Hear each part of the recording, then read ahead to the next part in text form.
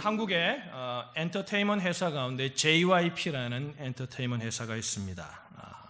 거기에 프로듀서이고 또 CEO로 그 회사를 이끌어가는 사람, 우리가 잘 아는 박진영 씨라고 있죠.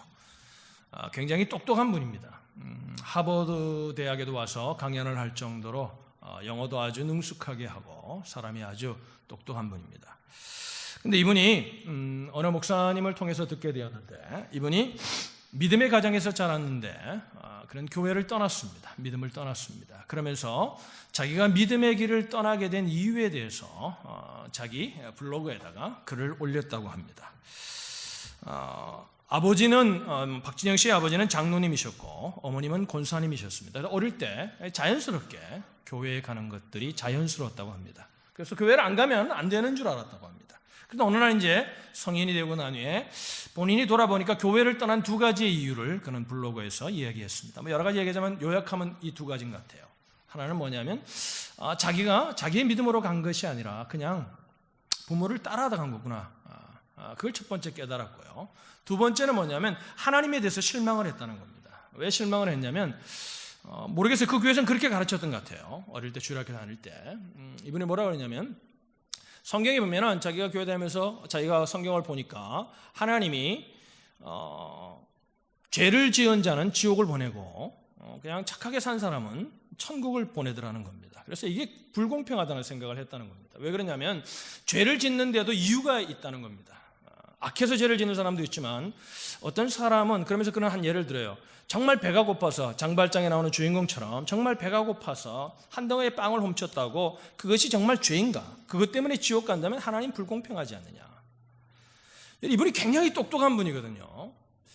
근데 교회에서 뭐를 들었는지 뭘 배웠는지 모르지만 성경을 이렇게 보는 겁니다. 그러면서 자기는 그 하나님을 떠날 결심을 하고 떠났다는 겁니다. 그래 떠나보니까 또 그전에는 이렇게 좀 급한 일이 있으면 기도할 때가 있는데 기도할 데가 없더라는 거예요. 그래서 어디 다른 데 가기 모여서 자기 나름대로 종교를 만들었대요. 그래서 이제 그 종교에도 교리가 있어야 되니까 교리가 너무 기독교는 너무 복잡하다는 거예요. 그래서 자기는 교리를 두 가지로 간단하게 만들었다는 거예요. 좀 이 사람 괜찮은 사람 같아요, 보면요. 여러분, 이래서 교주가 생기는 것 같아요. 그래서 뭐라 그러냐면, 첫 번째 뭐라 그러냐면, 왜 자기의 교리의 첫 번째가 뭐냐면 착한 일을 하면서 살자는 겁니다. 선한 일을 하면서. 두 번째가 뭐냐면 감사하면서 살자, 모든 일에. 근데 이렇게 똑똑한 사람이 성경에서 뭘 받게, 수십 년, 어릴 때부터 다녔으면, 교회를 몇 년 다니는지 내가 정확히 모르겠지만 꽤 오랫동안, 그죠? 고등학교 때까지 다녔을 거 아닙니까? 그러면 꽤 다녔잖아요. 근데 어떻게 뭘 들었기에 성경을 이렇게 보고 있는가? 그래서 오늘 이 아침에는 예수님 한 분이면 충분합니다라는 복음에 관한 얘기를 좀 하려고 합니다.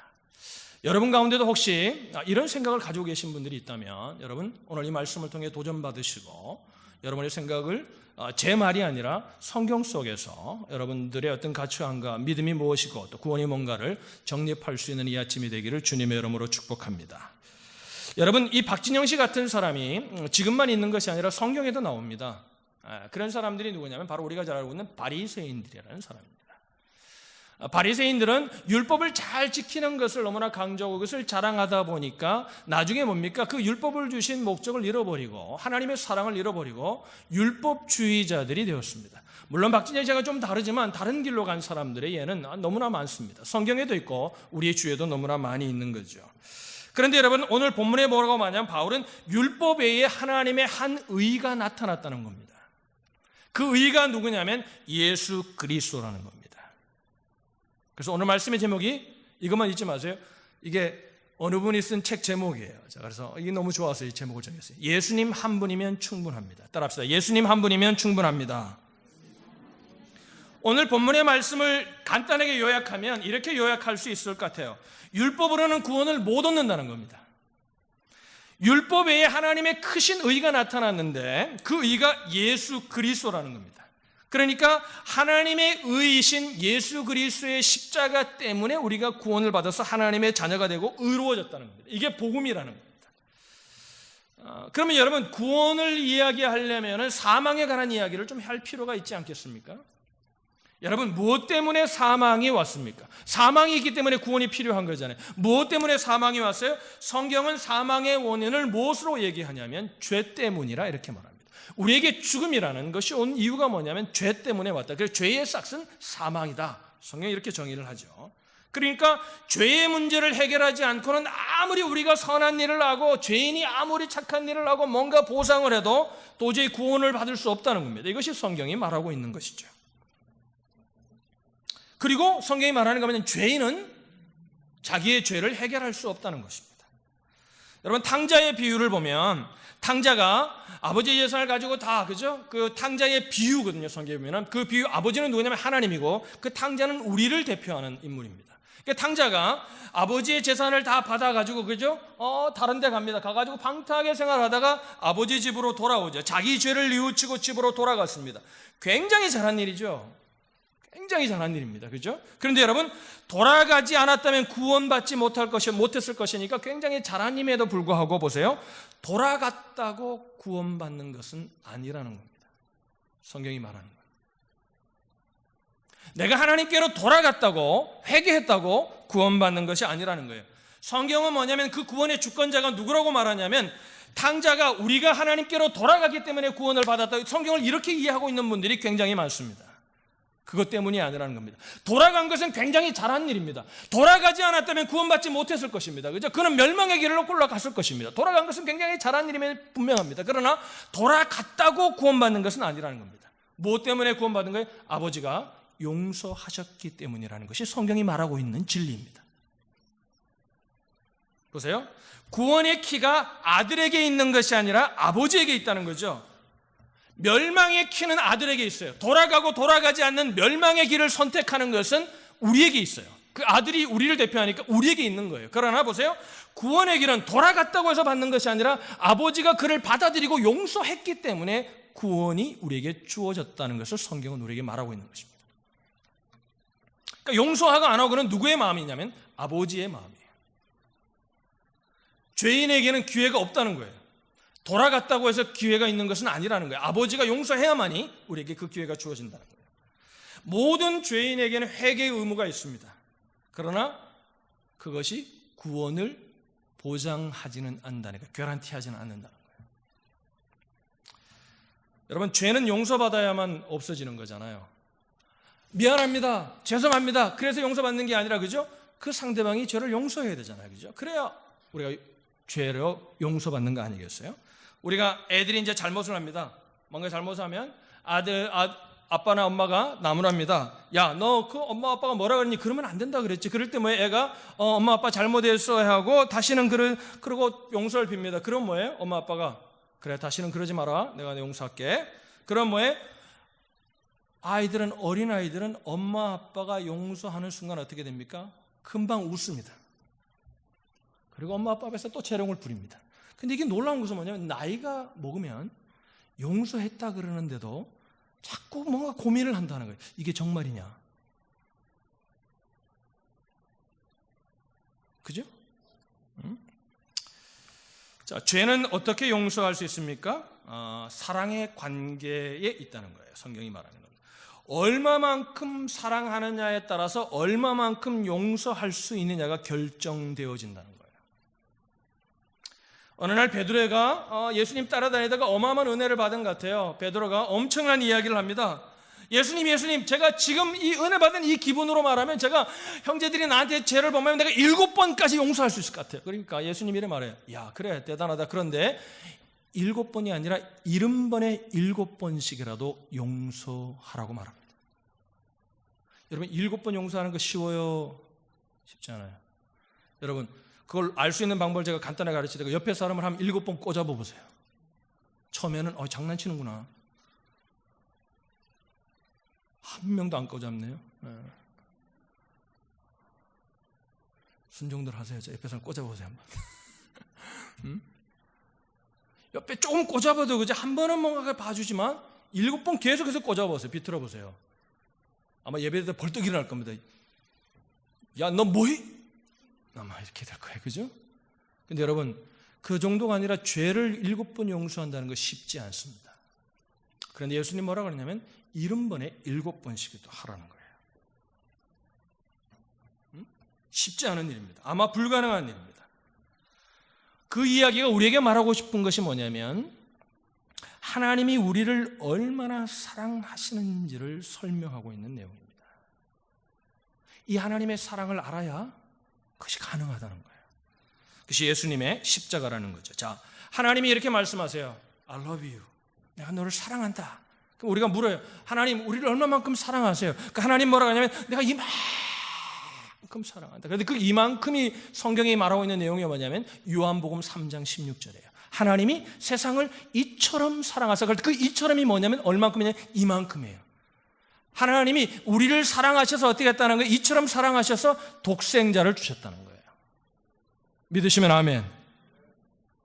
하나님이신 그분이 우리를 얼만큼 사랑하시냐면 이처럼 사랑하셔가지고 인간의 몸을 입고 이 땅에 오셔서 우리가 죽어야 될 죄를 위해 죽으셨다는 거예요. 그 십자가가 말하는 게 뭐냐면 야, 죄의 삭은 사망인데 네가 죽는 것보다 내가 죽는 게 나아. 그리고 예수님이 기꺼이 우리를 위해 죽으셨다는 거예요. 그러니까 보세요. 십자가의 사랑 앞에 용서받지 못할 죄가 없다는 거죠. 여러분 고재봉이라는 인물을 아마 옛날 분들은 기억할 텐데 제가 잠깐 소개하면 이분은 6명을 도끼로 찍어서 죽인 사람입니다. 우리가 지난주에 가슴 아픈 일이 있었죠. 올란도에도 49명의 무관 생명이 죽고 많은 사람들이 다쳤죠. 여러분, 근데 그 사람은 총으로 쐈지만 이 사람은요 도끼로 아무런 죄책감이 없이 사람을 6명이나 찍어서 죽인 사람이에요. 그것도 자고 있는 새벽에. 내용의 스토리는 이렇습니다. 이분이 군인이었는데 중령집에 그 숙소에 가서 이제 일을 하다가 뭔가 조금 탐나는 걸 하나 훔쳤는데 그게 들통이 나가지고 이 중령에게 미움을 받아가지고 감방에 간 거예요. 그래서 7개월 동안 있으면 이 사람이 일을 간 거예요. 일을 알고 나오자마자 그걸 죽여야 되겠다. 이 사람은 인생에 희망이 없었던 사람이에요. 죽여야 되겠다.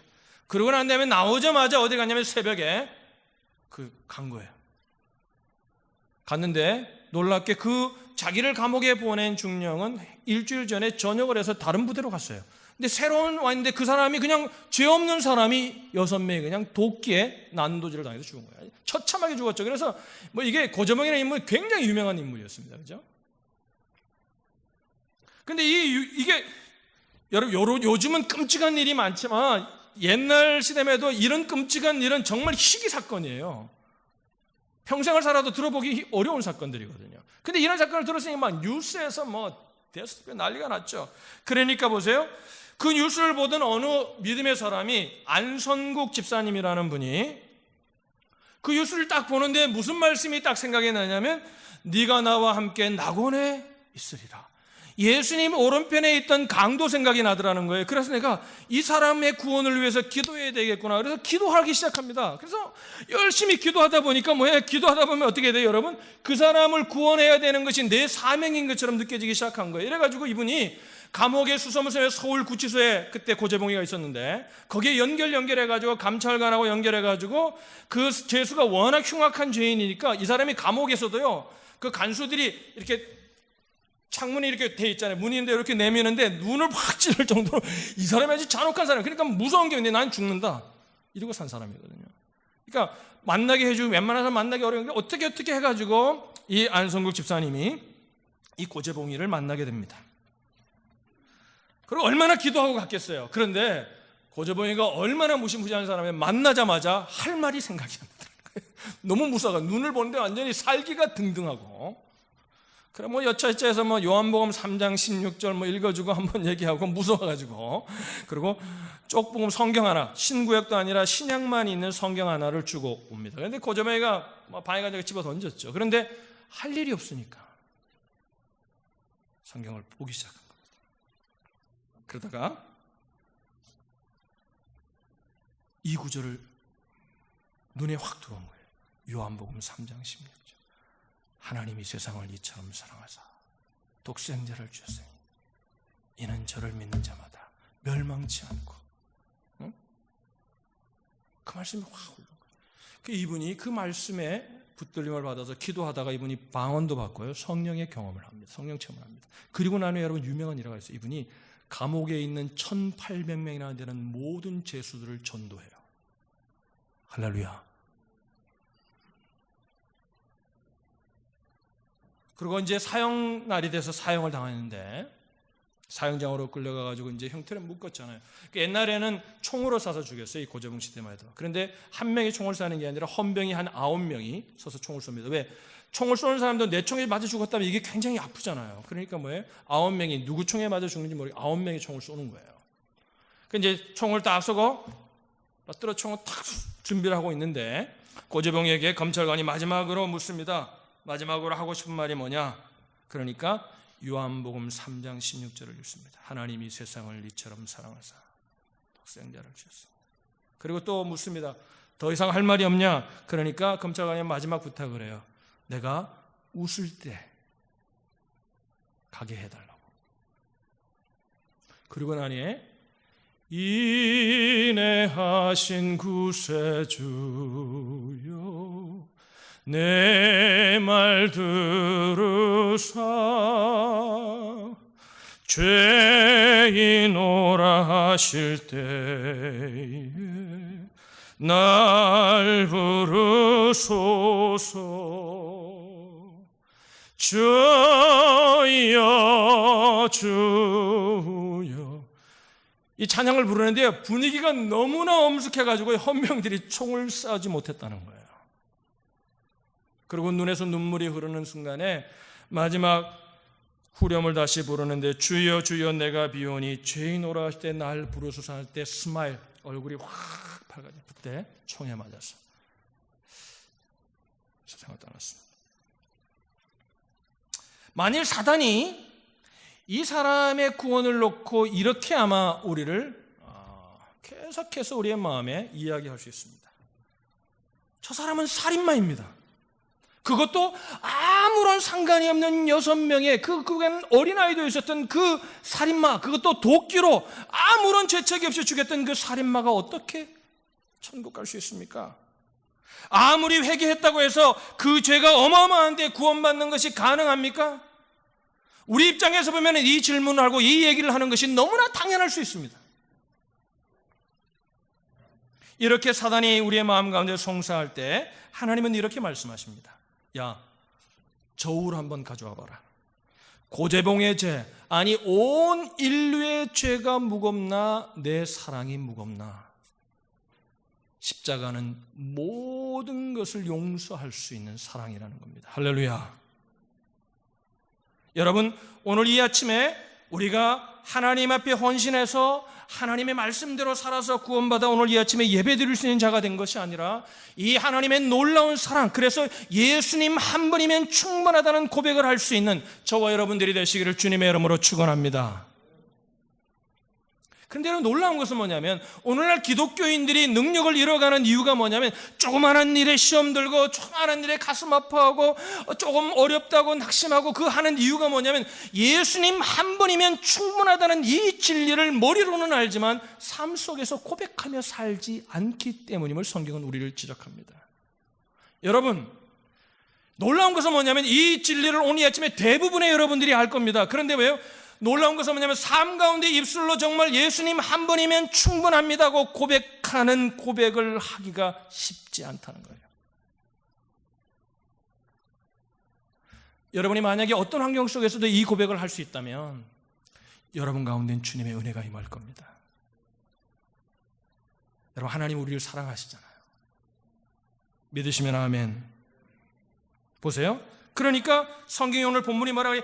율법 외에 하나님의 의가 나타났다는 거죠. 여러분, 한 가지 더 짚고 넘어가야 될 게 있는 게 그게 뭐냐면 관계에 따라 행위가 중요한 관계가 있고 마음이 중요한 관계가 있다는 거예요. 어떤 사람이 비즈니스를 같이 이렇게 동업은 아니지만 비즈니스 거래를 했습니다. 그러다가 A라는 사람이 B라는 사람에게 많은 손해를 입혔습니다. 우리말로 한 10만 불 손해를 입혔다고 하십시다. 그러면 뭐예요? A가 B를 찾아가 이렇게 말합니다. 미안합니다. 죄송합니다. 내가 알고 한 게 아닙니다. 여러분, 이렇게 용서를 구한다고 마음을 표현한다고 관계가 회복될까요? 회복되지 않습니다. 10만 불이면 10만 불의 손해를 갚아야 마음과 함께 회복이 됩니다. 그죠? 그런데 여러분, 어떤 관계는 돈을 갚는 것보다 마음이 더 중요한 관계도 있다는 거예요.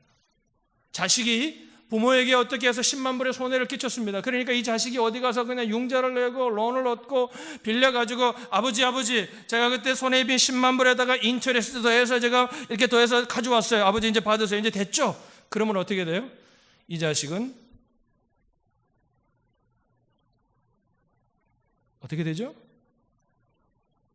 호로 자식이 되는 겁니다.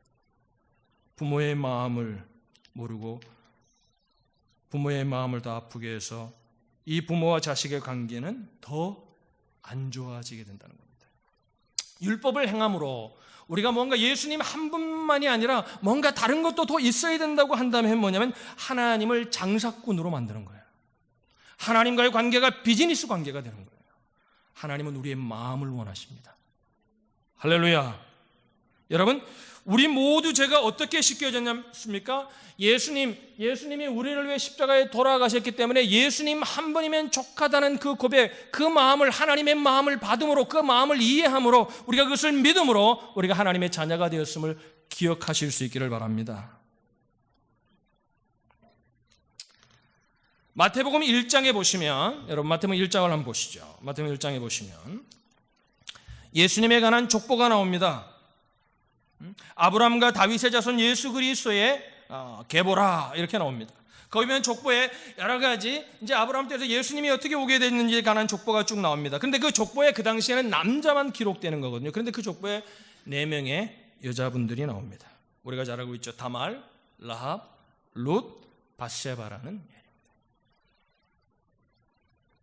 이 4여성의 공통점이 뭐냐면 다말은 유다에게서 베레스와 세라를 낳는데 이 유다는 남편이 아니라 시아버지입니다.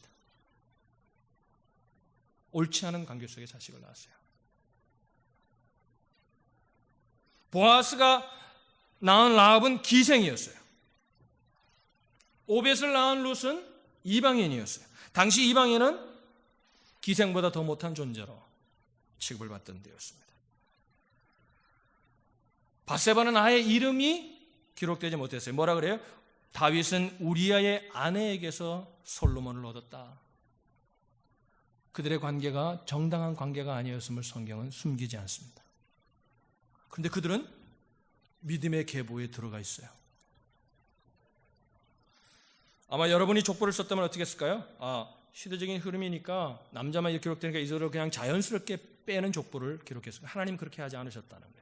그 족보가 우리에게 주는 메시지가 있습니다. 무슨 메시지입니까? 어마어마한 사람들만 하나님의 계보에 들어가는 것이 아니라 어쩌면 우리 같은 사람, 어쩌면 우리보다 더 못한 사람들도 하나님의 계보에 하나님의 마음을 믿음으로 받아들일 때 들어갈 수 있다는 거예요. 할렐루야. 제가 지난번에 한번 말씀드렸습니다만 저는 목사 안수를 두고 굉장히 힘들었던 것을 기억합니다. 사단이 저에게 계속해서 속삭이는 거예요. 너 같은 사람이 어떻게 목사가 될 수 있니? 막 죄를 생각하는데 여러분 그때 제가 깨달은 게 하나 있어요. 그게 뭐냐면요, 사단은 내가 기억하지도 못하는 죄조차도 기억하더라는 거예요. 막 송사를 하는데 그전에는 생각나지 않았던 죄들이 막 일어나는 거예요. 딱 기억이 되는 거예요. 그런데 여러분 놀라운 것은 뭐냐면 성경을 보니까 사단만 그 죄를 기억하는 게 아니라 하나님도 그 죄를 다 하시더라는 거예요. 똑같이 사단도 내 죄를 기억하고 사단은 나를 계속해서 송사하고 하나님도 똑같이 내 죄를 다 기억하고 계시는데 하나님은 다르게 말씀하시는 거예요. 사단은 네가 어떻게 목사가 될 수 있어? 그런데 하나님 뭐냐면 네가 어떻게 하다가 예수 믿고 어떻게 하다가 이제 하나님의 은혜를 깨달아 네가 목사가 되는 거야. 하나님은 기뻐하시더라는 거예요.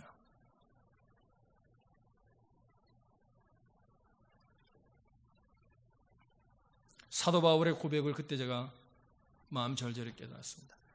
나의 나 된 것은 하나님의 은혜로 된 것이다. 할렐루야. 그래서 제가 사단에게 이렇게 얘기했어요. 맞아, 난 죄인이야. 나는 네가 말한 것보다도 더 악한 죄인이야. 그런데 나 용서받았어. 예수님 한 분이면 충분해. 할렐루야. 말씀을 마칠게요. 여러분 이런 상상을 해본 적이 있어요?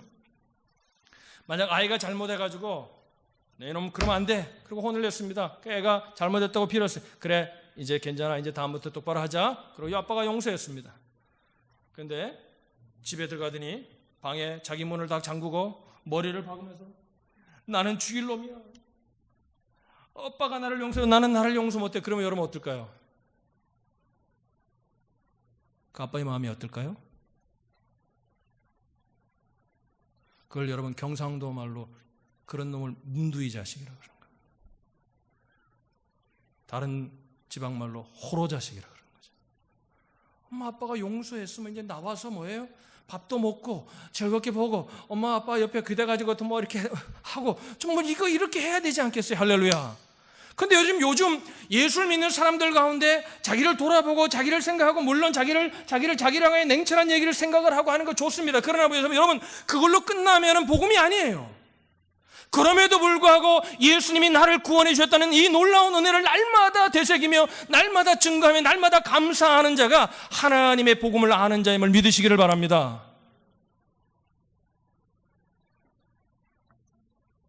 그래서 어느 책에 보니까 어느 선교사님이 그런 얘기를 했어요. 이 하나님의 은혜를 아는 자가 생각하는 삶에 나타나는 모습이 뭐냐면, 이 십자가 예수님 한 분이면 충분합니다고 고백하는 사람들의 삶 속에 나타나는 일들이 뭐냐면 감사가 넘친다는 거예요. 힘들어도 예수님 한 분이면 포적합니다, 충분합니다고 고백하며 감사가 넘친다는 거예요. 할렐루야. 그런데 머리로만 이 지식을 받아들이고 머리로만 생각하고 있는 여러분, 지식은 믿음이 아닙니다. 여러분, 하나님과의 관계는, 믿음의 관계는 마음과 마음을 받아들이는 관계입니다. 이걸 마음으로 받아들이지 못한 자들은 뭐예요? 날마다 여러분 교회에 오면 어때요? 교회는 죄인들이 모인 곳이거든요. 믿는 사람도 부족함이 있는 곳이거든요. 맨날 부족함만 보는 겁니다.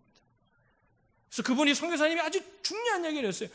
이 예수님 한 분이면 충분하다고 여러분 정말 고백하고 정말 이 믿음을 붙들고 사는지 우리를 바로미터 할 수 있는 게 있는데, 모든 상황 속에서 감사하느냐는 거예요. 제가 그 선교사님 책을 읽다가 마음에 꽉 부딪힘이 오는 거예요. 맞아. 모든 상황이에요. 할렐루야. 여러분은 오늘 이 아침에 부족한 종은 여러분을 도전합니다. 지식이 아니라 여러분이 이 말씀을 붙들고 가슴에 안고 여러분 곰곰이 묵상하시고 기도하셔서 여러분의 삶 가운데 조금 잘 되더라도 교만해지지 않고, 예수님 내가 이거 따라가지 않겠습니다, 예수님 한 분이면 충분합니다고 고백할 수 있는 능력을 회복하시길 바랍니다. 조금 어렵고 힘듦이 내 삶이 내 마음대로 되지 않아도 하나님 한 분, 예수님 한 분이면 충분합니다, 이 고백은 뭐예요? 모든 것이 합력하여 선을 이루는 하나님의 사랑을 의심하지 않겠다는 고백이에요. 이 은혜가 저와 여러분들의 있기를 주님의 이름으로 축원합니다. 축원합니다. 우리 한번 따라할까요? 예수님 사랑합니다. 예수님 한 분이면 충분합니다. 좀 크게 하세요, 여러분. 그럼 또 이럴까요? 목사님 꼭 크게 해야 돼요. 맞아요. 그 논리는 맞는데, 여러분이 정말 그게 믿어져가지고 조용히 예수님 한 분이 충분합니다, 뭐 말을 안 해도 돼요. 그래도 충분히 돼요. 그러나 만약에 그 마음이 확신이 없다면 여러분 좀 크게 고백할 때요, 여러분 입술로 고백할 때 주님의 은혜가 임합니다. 할렐루야. 믿음의 고백을 하는 거거든요. 다시 한번 따라합시다. 예수님 사랑합니다. 예수님 한 분이면 충분합니다. 할렐루야. 이 은혜가 있기를 주의 이름으로 축원합니다. 기도하겠습니다.